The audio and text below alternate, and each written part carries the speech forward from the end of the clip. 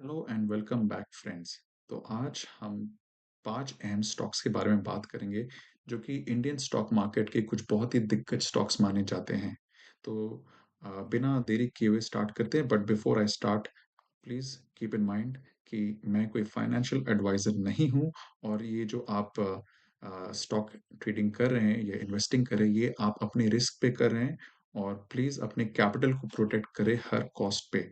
तो इसको नज़र रखते हुए आप उस हिसाब से ट्रेड करें, ज़्यादा पोजीशन साइज़ेस ना बनाएँ और ओवर लेवरेज ना करें। और ख़ास तौर से आप जो स्टॉक ट्रेडिंग कर रहे हैं, आप उसमें लोन लेकर के तो बिल्कुल ना करें, बिकॉज़ उसमें आप को हो सकता है शॉर्ट टर्म गेन हो जाए, बट लॉन्ग टर्म में आपके अगर नुकसान हो जाता है तो आपकी लाइफ को काफ़ी इम्पैक्ट पड़ सकता है।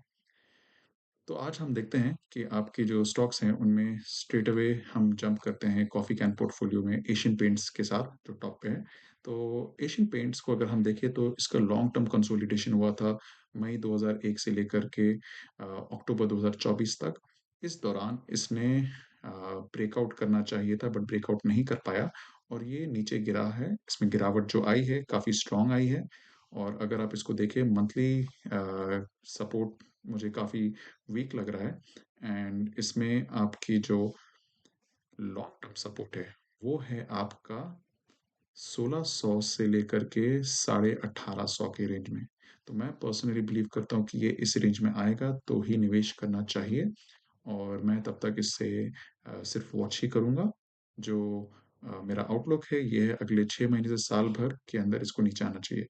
इसमें अगर उतार आता, सॉरी, चढ़ाव आता भी है तो चढ़ाव जो है, चढ़ाव इसमें मैक्सिमम 2628 88 रेंज तक। तो ये जो आपका चढ़ाव है बेसिकली 2700 रेंज मान लें, तो 2700 में अगर आता भी है मैं इसको यहाँ पे बाय करने का तो सोचूंगा नहीं। और इससे ऊपर अगर आता है 2900 तक तो मैं डेफिनेटली इसको शॉर्ट करने का सोचूंगा। अगला हम देखते हैं आपका, ये है अगला आपका पिडिलाइट इंडस्ट्रीज। तो पिडिलाइट इंडस्ट्रीज को अगर हम देखें तो इसने एक स्ट्रॉन्ग बेरिश ब्रेकडाउन किया है। ये अभी करंटली आपके सपोर्ट जोन में स्ट्रगल कर रहा है। और इसका जो लोअर साइड ऑफ जो सपोर्ट है ये है 2500 रेंज। तो मुझे उम्मीद है कि ये 2500 रेंज तक आएगा। बहरहाल ये 2500 तक के नीचे भी आ सकता है और मेरा मानना है कि ये आपका अगले साल भर के अंदर 2000 और 1950 के रेंज में आ सकता है। अगर उस रेंज में आता है मैं काफ़ी स्ट्रांगली कंसिडर करूंगा बाय करने के लिए। फिलहाल के लिए मैं इसमें एंट्री नहीं करूंगा। इसके अलावा हमारे पास जो लिस्ट में स्टॉक्स हैं, बीएससी एक है जो मैं कवर करना काफ़ी पसंद करता हूँ। इसलिए नहीं क्योंकि ये स्टॉक में कुछ और है, बट वॉलेटिलिटी, इसमें जो वॉलेटिलिटी पाई जाती है वो बहुत ही अ, हैरान करने लायक है। काफ़ी स्टॉक्स में इस टाइप के स्विंग्स होते नहीं है। अगर आप इसको देखें डेली बेसिस पे तो ये आज एक्चुअली खुला है नीचे और वहाँ से इसने करीब 500 पॉइंट का बाउंस मारा है, 500 नहीं तो 400 के क्रॉस।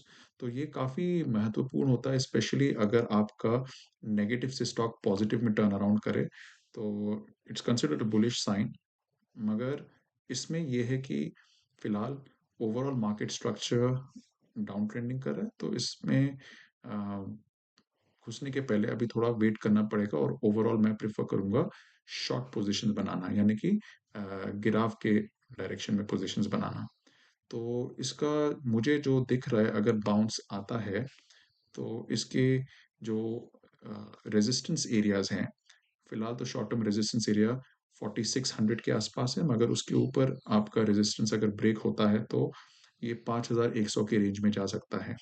मैं अगर इस रेंज में आता है तो मैं इसमें डेफिनेटली शॉर्ट्स बनाना चाहूँगा। और मैं लॉन्ग तो डेफिनेटली नहीं बनाऊंगा अगर ये ऊपर आता है। ऊपर आने पे जिन लोगों ने हाई पे बाय की है मैं इन्हें सलाह दूंगा कि आप इसे कंसिडर करें कि आपको अगर होल्ड करना है कि नहीं। तो ये शॉर्ट टर्म या मिड टर्म की बात होगी। अगर हम लॉन्ग टर्म में देखते हैं तो लॉन्ग टर्म में इसका सपोर्ट है 2900 से लेकर के 3700 के रेंज में। तो ये एक एरिया है जहाँ पे मैं इसको एक्टिवली कंसिडर करूँगा बाय करना। अगला स्टॉक हम देखते हैं वो है सीएनएक्सआईटी। ये मुझे काफ़ी दिलचस्प स्टॉक लगता है। इसकी वजह ये है कि ये जो स्टॉक है ये बेसिकली स्टॉक नहीं है, ये एक इंडेक्स है और ये निफ्टी आईटी का इंडेक्स है। और निफ्टी आईटी जो है बेसिकली अ, उन स्टॉक्स को कंप्राइज करती है जैसे कि आपका अ, विप्रो हुआ, टीसीएस हुआ, इन्फोसिस। तो इन सब बड़े स्टॉक्स का एक इंडेक्स है, जितने भी आईटी के हैं और भी काफ़ी सारे हैं जो मैंने मिस किए होंगे। अब इसकी एक दिलचस्प बात जो मैं कह रहा था वो ये है कि ये इसमें बीटा काफ़ी हाई है। कहने का मतलब जब आपके आईटी सेक्टर स्टॉक्स हिलते हैं, ये कोरिलेशन तो डायरेक्ट रखता है, मगर मूवमेंट जो है एक्स्पोनेंशियल रखता है।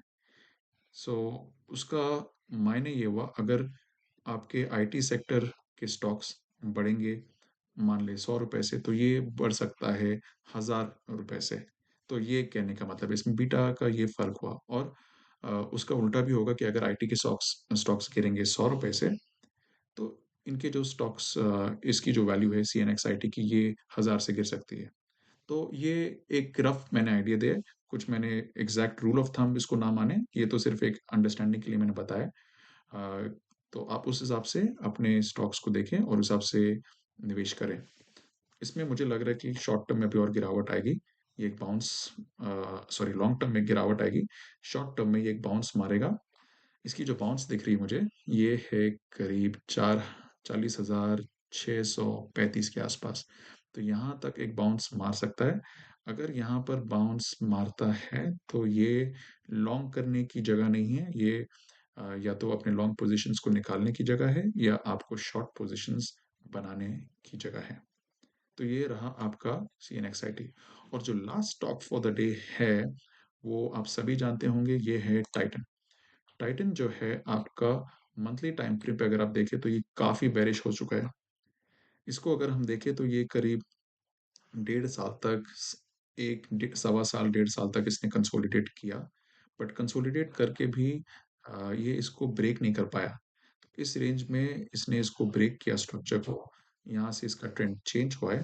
तो अभी इसका जो शॉर्ट टर्म और लॉन्ग टर्म मुझे आउटलुक दिख रहा है वो है कि ये नीचे ही जाएगा। ये भी ज़हन में रखें कि ब्रॉडर मार्केट की तरह इसमें गिराव नहीं आया जिस हिसाब से काफ़ी बाकी सारे हेवीवेट स्टॉक्स में आया है। तो इस वजह से यहाँ पर एक बहुत भारी संभावना है गिरने की और मुझे जो सपोर्ट दिख रहा है, अगला जो सपोर्ट है करीब 2700-2800 के रेंज में है। अगर ये गिरता है तो गारंटी नहीं कि वहीं पे रुके। मेरा मानना है कि ये इसका गिरावट जब आएगा तो ये 2500 या 2000 रेंज तक भी जा सकता है। इसका लॉन्ग टर्म सपोर्ट जो है वो करीब 1800 से 2200 के रेंज में है। उतना जाना मुझे तो मुश्किल लग रहा है मगर स्टॉक मार्केट में कुछ कह नहीं सकते। अभी जिस हिसाब से गिराव आ रहा है तो आप अपने कैपिटल को प्लीज़ बचाएँ। कैपिटल बचाना बहुत इम्पोर्टेंट है और आप उस इस हिसाब से ट्रेड करें, उस कैपेसिटी में ट्रेड करें जितना आप रिस्क ले सकते हैं। सबसे अहम चीज़ जो स्टॉक मार्केट में आप प्लीज़ पैसे बोरो करके ना करें ट्रेड और आप डेफ़िनेटली लेवरेज ट्रेडिंग ना करें क्योंकि ये हर एक के बस की बात नहीं है। उसमें पोज़ीशन साइज़िंग और बहुत सारी चीज़ें समझना ज़रूरी है और अगर आपको इन सारी चीज़ों का अंडरस्टैंडिंग नहीं है, तो आप उसमें काफ़ी भारी मात्रा में नुकसान अ, पा सकते हैं और ये ना मैं चाहूँगा और ना मैं कहता हूँ किसी को कि वो उस हिसाब से ट्रेड करें। तो आज के लिए इतना ही है और आप प्लीज़ इसको देखें, अंडरस्टैंड करें, कुछ ना समझ में आया हो तो प्लीज़ आप फ़ील फ्री करें रीच आउट करने का और अगर आपको कोई स्टॉक पसंद है जिसके बारे में आप चाहते हैं मैं कवर करूँ, तो आप प्लीज़ मुझे एक कमेंट डालिए या किसी तरीके से मैसेज डालिए, जिससे मैं आपको फिर उसके बारे में जानकारी दे सकूँ। तो please I look forward to more such videos and अगर आपको कंटेंट पसंद आया हो, तो आप प्लीज़ ऐसे ही एन्जॉय करते रहें। I will see you in some more. Thank you.